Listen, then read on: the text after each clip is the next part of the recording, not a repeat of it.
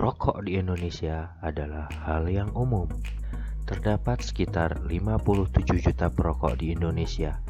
Di antara masyarakat Indonesia, 63% dari pria dan 5% dari wanita dikabarkan adalah perokok, yang merupakan total 34% dari populasi. Indonesia adalah pasar tembakau terbesar kelima di dunia. Pada 2008, lebih dari 165 miliar rokok dijual di Indonesia.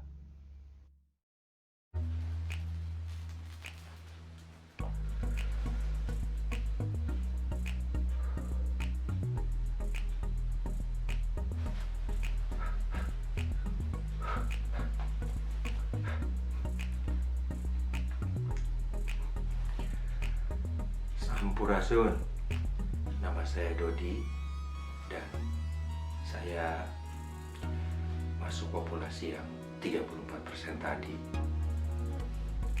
Ya, memang ini bukan sebuah kebiasaan yang baik, tapi setidaknya bertanggung jawablah atas kebiasaan ini. Sering saya melihat kebiasaan buruk orang membuang puntung rokok sembarangan. Buang puntung mah leutik meureun, jadi tidak merasa menyampah. Padahal kalau dikumpulkan mah, wih. Saya tidak tahu pasti bagaimana cara menghitung sampah puntung rokok yang dihasilkan. Tapi saya bisa mencoba menghitung berapa jumlah sampah kemasan rokok yang dihasilkan. Saya ambil contoh di tempat saya tinggal, di sini, di Kabupaten Bandung Barat. Berdasarkan KBB dalam angka yang saya lihat, penduduk KBB pada tahun 2018 berjumlah 1.727.337 orang. Berapa jumlah perokoknya? Kita gunakan angka 34% dari Wikipedia tadi, maka jumlahnya adalah 587.295 orang di Kabupaten Bandung Barat. Saya perkirakan kemasan rokok menggunakan kertas dengan jenis 260 GSM atau 260 gram per meter persegi. Setelah saya hitung, 1 meter kertas tersebut menghasilkan 30 bungkus rokok. Maka dengan asumsi satu orang merokok 1 bungkus 1 hari, dalam 1 bulan orang tersebut akan menghasilkan sampah kemasan rokok seberat 260 gram atau 0,26 kg. Sekarang mari kita kalikan jumlah perokok di KBB tadi dengan jumlah sampah kemasan rokok yang dihasilkan dalam 1 bulan. Akan dihasilkan 152.696,59 kilogram sampah kemasan rokok. Nah, itu tadi permasalahan sampah yang dihasilkan oleh seorang perokok. Baru dari kemasannya saja, belum dengan puntungnya. Untungnya saya punya teman, seorang ketua pengurus bank sampah di Padalarang. Yuk, mari kita tanyakan.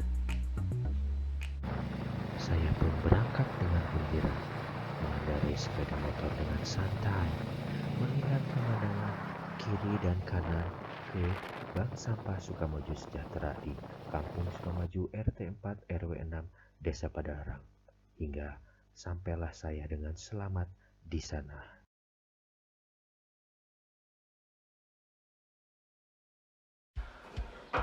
Oke, ini dia Kang Tony Permana dari Bank Sampah Sukamaju Sejahtera. Selamat sore Kang Tony. Selamat sore. Terima kasih sudah bisa menerima saya di sini. Mohon maaf untuk background suaranya, ada suara bor karena di sini ada workshop untuk pembuatan furnitur juga di sini. Nah, seperti yang sudah saya sampaikan sebelumnya, saya kesini untuk bertanya-tanya dengan Kang Tony nih. Apa yang bisa dimanfaatkan dari sampah rokok ini. Gimana Kang Tony? Oke, sebetulnya semua sampah bisa dikelola, apalagi sampah jenis dari rokok. Dimulai dari kemasan, Ya? kemasan seperti ini contohnya, maaf ya ada merahnya. Seperti kemasan sama filternya sebetulnya bisa diolah menjadi barang yang berguna atau menjadi bahan-bahan berguna untuk lingkungan sendiri. Seperti bungkusnya ini bisa disebut duplek masuknya. Kalau misalkan kita sadar, ini jangan dibuang sembarangan, hanya bisa ditabung di sini di bank sampah atau dimanapun. Ini sebetulnya bisa laku masuknya kertas duplek. Oh, limbah kertas ya? Limbah kertas. Limbah kertas ada apa aja sih sebenarnya yang bisa ditampung di sini? Kalau di Jenis-jenisnya gitu. Jenis-jenisnya di sini ada HVS. Kertas HVS, contohnya Masuknya arsip gitu kan. arsip, oke. Contohnya buku-buku bekas, kardus-kardus bekas yang bekas kemasan susu atau apapun itu yang kotak-kotak. Terus rokok juga ini bisa masuk duplek. Nah, terus ada juga jenis kertas HPS sama yang lain-lainnya lah. Banyak kertas seperti itu sebetulnya bisa laku dijual dan bisa didaur ulang. Kalau karton yang coklat tuh biasanya yang untuk dus itu bisa didaur ulang nggak? Nah, kalau misalkan sebetulnya bisa, cuman terkendala dengan alat ya. Kalau misalkan ada perusahaan-perusahaan yang memang sudah bermodal itu memang bisa. Kardus itu bisa jadi bubur kertas ataupun briket, itu sebetulnya bisa. Oh, begitu ya. Ya. Oke, jadi untuk bungkus rokok itu bisa diterima di sini dan masuknya di kertas duplex ya? Kertas duplek. Kertas duplex. Nah, kalau ada bungkus rokok yang tipis seperti kertas itu Masuknya ke campuran arsip. bisa juga ya diterima di sini untuk campuran arsip. Oke. Bisa. Untuk itu kan di dalamnya ada lapisan kertas timah. Itu gimana nih? Nah, kalau lapisan timah itu disebutnya aluminium foil. Paling di sini jadi campuran paving block kalau di sini. Wah, menarik. Campuran paving block. Iya. Itu bahan baku utamanya dari apa? Bahan baku utama itu dari sampah plastik residu. Sampah plastik residu. Oh, mungkin seperti itu ya. Yang ada di bungkus rokok itu Nah, kan ada seperti plastik ini. residunya ya? Iya. Yang ada plastiknya ini bisa sebetulnya. Bisa didaur ulang menjadi paving block. Menjadi paving block. Oke. Contohnya ada nggak contohnya? Mana paving block yang udah jadi? Nah, salah satunya ini sampah paving block Oke. dari sampah plastik residu. Wah, luar biasa. Yang ini yang murni plastik, yang ini campuran yang bisa nyerap air. Oh, ya. Oke.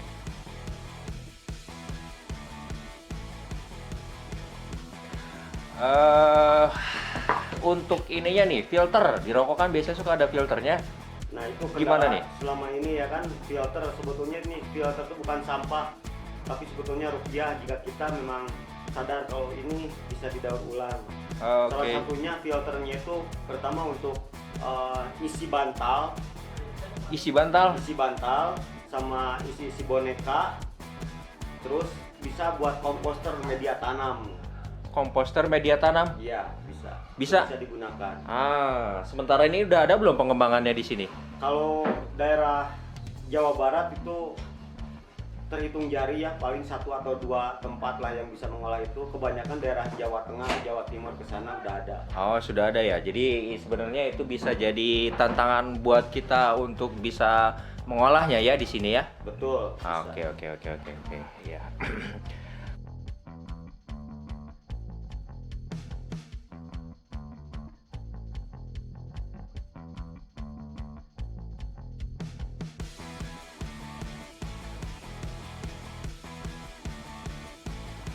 Teman-teman, itu tadi obrolan saya dengan Kang Tony dari Bank Sampah Sukamaju Sejahtera. Terima kasih Kang Tony untuk waktunya, untuk informasinya. Ya, salam. Zero waste.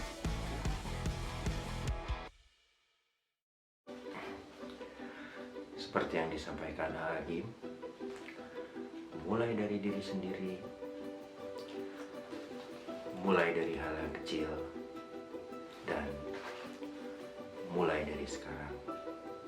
Setelah itu, saya menjadi nasabah Bank Sampah Sukamaju Sejahtera dengan setoran pertama PET plastik kemasan air mineral yang telah saya pilah sebelumnya. Untuk setoran-setoran selanjutnya, saya menambah jenisnya dengan mengumpulkan sampah kemasan rokok. Selain itu, saya juga berkomitmen untuk melakukan beberapa hal sebagai konsekuensi atas sampah rokok yang telah saya produksi, yaitu tidak merokok sambil berkendara, terutama saat mengendarai sepeda motor, karena bara api dan abu rokok kita dapat terbawa angin dan mengenai serta membahayakan pengendara lain di belakang kita. Dan kapan sih kita megang dulu puntung rokoknya sebelum dibuang ke tempat sampah? Pasti langsung dibuang ke jalan, nyampah lagi. Saya akan merokok di tempat yang diperkenankan, tidak sambil berjalan di tempat umum, karena kebiasaan kita memang membuang puntung rokok sembarangan. Kalaupun ingin nongkrong sambil merokok, saya akan bawa tempatnya sendiri. Saya tidak mau menjadi penyumbang puntung rokok. Sampurasun.